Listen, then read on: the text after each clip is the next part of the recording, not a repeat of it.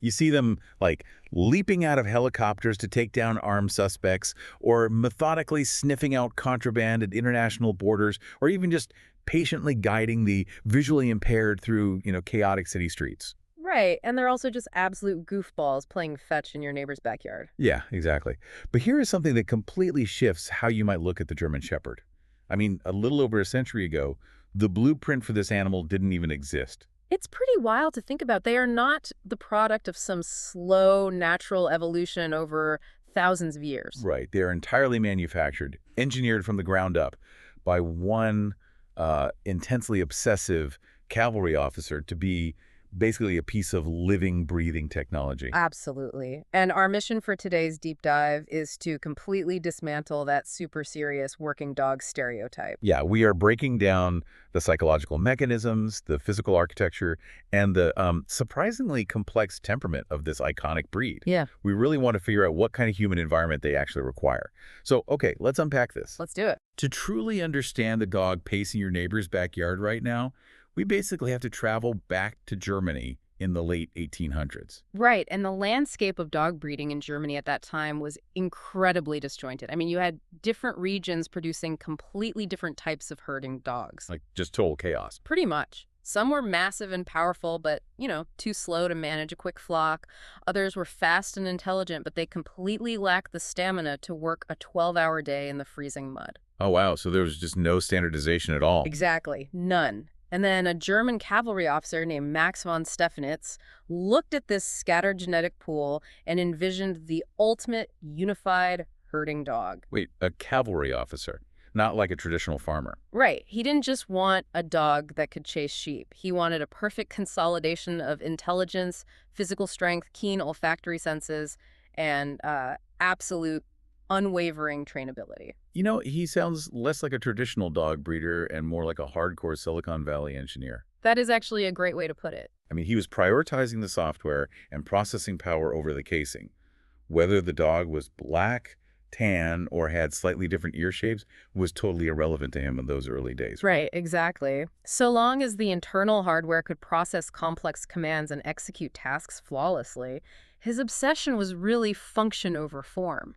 So how did he actually get started? Well, in 1899, von Stephanitz attended a dog show and spotted a dog named Hector. Now, this dog wasn't conventionally beautiful by, modern show standards, but he possessed an intense primal working drive. So he just bought him. Bought him immediately on the spot. He renamed him Herand and used him as the genetic foundation for the entire breed. Wow. But to understand the software you mentioned earlier, we really have to look at what German herding actually entailed. Because it's not like the border collie thing, right? Exactly. It wasn't the border collie style of herding, which involves intensely staring down sheep and driving them forward. The German style is known as tending. Tending. Okay, so how does that work? The dog basically acts as a living, moving fence. They patrol the perimeter of a grazing flock, which is often hundreds of sheep, ensuring none wander into neighboring agricultural fields. That requires a completely different type of brain. Completely different. I mean, a border collie is reacting to the immediate movement of the sheep, but a tending dog is managing a boundary. They have to conceptualize a geographical line, anticipate where a sheep might drift, and, independently solve problems when the human shepherd is entirely out of earshot. Right. It's an autonomous management role. And if we connect this to the bigger picture, that autonomous management is what actually saved the breed. How do you mean? Well, as Germany rapidly industrialized in the early 20th century, the agricultural need for herding dogs plummeted. I mean, the flocks were just disappearing. So his newly engineered breed was suddenly out of a job? Exactly. Von Stephanitz realized his breed would go extinct if they didn't have a purpose. So he aggressively campaigned the German government, the police forces, and the military to adopt the dogs. That's brilliant. Yeah, he realized that the psychological mechanisms required to patrol a flock of sheep, stamina, independent threat assessment, taking complex direction from a handler, all of that translated seamlessly to patrolling a military installation or tracking a suspect. Which brings up a fascinating question about how a brain wired for a 19th century pasture adapts to, like, a 21st century living room for the listeners today. Yeah, it's a huge shift. Because if their core psychological drive is to manage boundaries, patrol perimeters, and independently assess threats, how does that raw, hardwired working drive translate to social dynamics in a family home? I feel like this is where we run right into the biggest myth surrounding debris. Oh, absolutely. The assumption is that they're inherently aggressive. Right. People see a German Shepherd barking furiously at the end of a police leash or, lunging during a protection demonstration, and they just conclude that the animal is born wanting to fight. Which is a fundamental misunderstanding of the difference between temperamental aggression and trained reactivity. Right, because a police dog is executing a highly conditioned sequence of behaviors on command, not just flying off the handle. Exactly. The true underlying temperament of a well-bred German Shepherd is actually defined by the word reserved. See, I always thought of reserved as just being shy. But in this context, it's a completely different mechanism, right? Yeah, completely Yeah. different. A shy dog acts out of fear, but a reserved working dog is engaging in calculated data collection. Wow, I see. If a stranger walks into your house, a golden retriever might experience an immediate spike in excitement, rush over, and demand attention. A German Shepherd doesn't do that. They just hang back. Exactly. They hang back. Their heart rate remains steady. They watch the stranger's body language. They evaluate the tone of voice, and they look to their owner for cues. They're basically running a threat assessment algorithm. That is so cool, because aggression is an uncontrolled emotional reaction, usually rooted in fear and insecurity, right? Right. Being reserved is an analytical pause. They are waiting for sufficient data to determine if the new element in their environment is a threat, a neutral party, or a friend. And once they determine a person is safe, they warm up. Yeah, but that initial stoicism is a direct echo of the pasture. I mean, if you are guarding a flock, you cannot be blindly reactive to every rustling bush, or you'll just exhaust yourself. You have to observe and calculate. But the contrast between how they treat the mailmen and how they treat their owners is wild. Oh, it's night and day. Yeah, with strangers, they are stoic guardians. But with their own family, they are notorious Velcro dogs. Like, they want to be in the exact same room, preferably lying entirely across your feet. Yes. They often imprint intensely on one or two specific people in the household, just shadowing their every move. Why do they do that? Well, that Velcro nature is the biological reward system of the working dog. Over generations, they were bred to work in close partnership with a single handler. Oh, so it's chemical. Exactly. When a German Shepherd is physically near their person, their brain actually releases oxytocin and dopamine. Their loyalty isn't just some abstract concept, it's a neurochemical dependency on the presence of their handler. Wow. Historically, this made them incredibly reliable companions for children, leading to nicknames in certain regions as nanny dogs. They essentially view the children in the household as the most vulnerable members of their flock, requiring the most supervision. Okay, wait, I have to stop you there and push back on this idea. Go for it. We just established that their core instinct is to manage and control the movement of living things. Right. So if you have a toddler sprinting across the backyard, or like a cat darting under the sofa, doesn't that fast, erratic movement trigger the exact same visual cue as a runaway sheep? How is it safe to have a dog with an intense prey drive around small, fast-moving family members? It's a great question, and what's fascinating here is that it all comes down to the neurological mechanics of early socialization. You are entirely correct that the instinct to chase fast movement is deeply hardwired into their biology. However, a puppy's brain has a critical developmental window, typically between 3 and 14 weeks of age. And what happens then? During this window, their brain is highly plastic and is actively building the database of what constitutes normal. When you expose a German Shepherd puppy to cats, small dogs, or unpredictable toddlers during this period, you are fundamentally altering their threat assessment database before the prey drive fully matures. Oh, I get it. So you aren't trying to erase the herding instinct, which would be impossible anyway. You were just programming them to categorize the cat not as prey to be chased, but as a flock member to be monitored. Precisely the mechanism at work. Yeah. You are redirecting the high drive instinct into watchful patience. I mean, their massive intelligence allows them to understand nuance. Right. A well-socialized German Shepherd knows the difference between a squirrel in the park, which is fair game to chase, and the family cat, which is part of the household perimeter they are supposed to protect.